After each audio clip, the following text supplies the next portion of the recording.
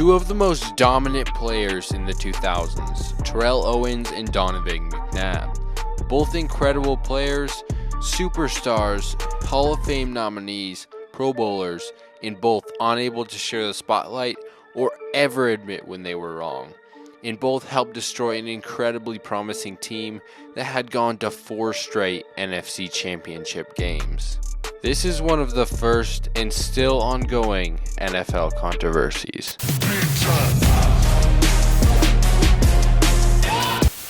Terrell Owens, after being drafted in 1996, was one of the league's best receivers, but was better known for his bad character and off-the-field comments. Donovan McNabb got drafted 2nd overall to an alarming amount of boos, but went on to be the runner-up for MVP in his 2nd year in the NFL, and was considered one of the top quarterbacks in the league. And before 2004, the Eagles with Donovan McNabb had made it to 3 straight NFC Championship games, but never won, and desperately needed something to get them over the hump. By the end of the 2003 season, the 49ers were getting fed up with Terrell Owens' antics on and off the field. Donovan McNabb, knowing how close the Eagles were to a Super Bowl with one of the worst receiving corps in the league, recruited T.O. publicly, and after Terrell Owens refused to be traded to the Ravens, he was sent to the Eagles and got a $49 million deal for 7 years. But we should have known it never would have worked out when Andy Reid couldn't even say his name. Maybe I am the missing link. Like Terrell said about Terrell. That's what I meant, Terrell. We'll get this straight right now. It's T.O. And in the first few months of being an Eagle, T.O. and McNabb were shown over all of the media as being as close as brothers. You pretty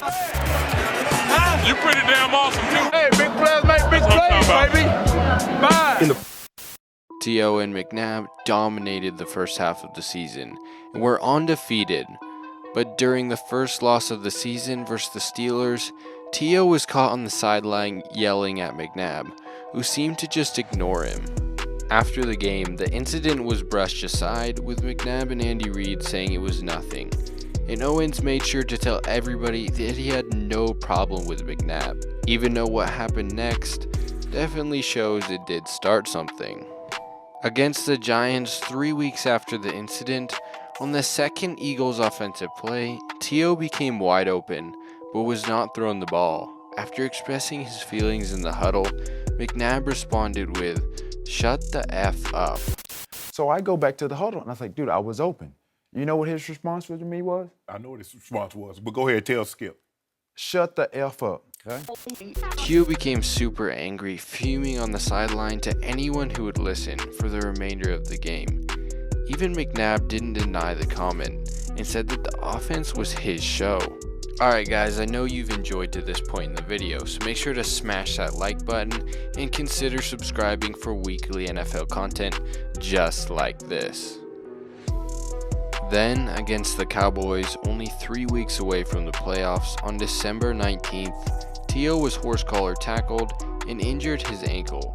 He was taken off the field and was assumed to just have a sprained ankle, but an x-ray revealed he had broken his fibula. He immediately had surgery and had a screw and a metal plate put in his ankle. McNabb and Andy Reid both said they'd be fine without Owens, and they'd made it to multiple NFC Championship games without him. The Eagles then dominated through the playoffs and won the NFC Championship game against the Falcons, their first Super Bowl under Andy Reid. They had been playing so good that some even questioned if they would need T.O. in the Super Bowl and if it was worth him rushing back. T.O. was only 54 days into a 90-day recovery. He refused to sit out of the big game. He has since said he couldn't even put on a brace because of the pain from his swollen ankle. He even had to sign a waiver to clear him for the game because he was not medically cleared by the team. And despite all that, he came out of the Super Bowl with 9 catches for 122 yards, which he still uses as a reference for his toughness today. But it wasn't enough.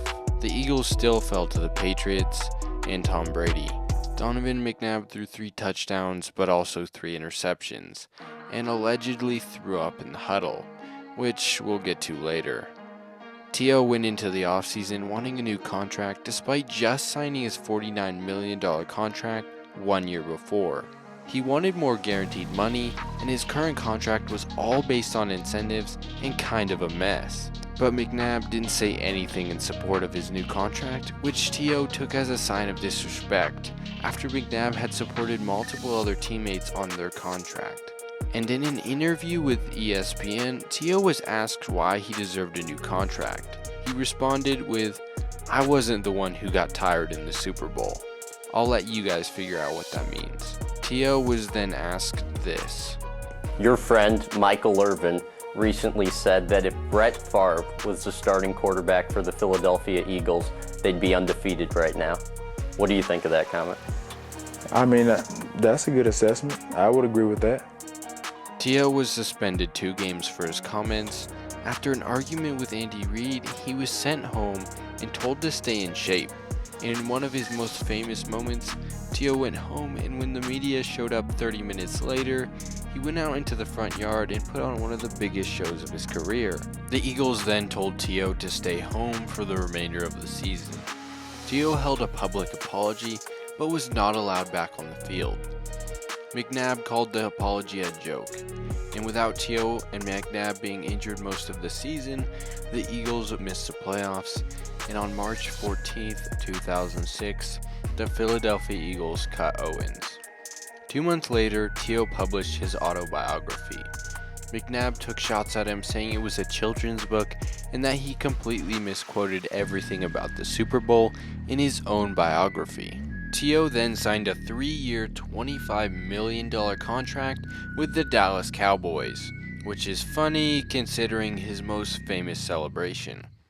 And in Week 5, he returned to Philly, only to lose to McNabb in a fourth-quarter shootout, in a game where T.O. was just barely relevant with 3 catches for 40 yards.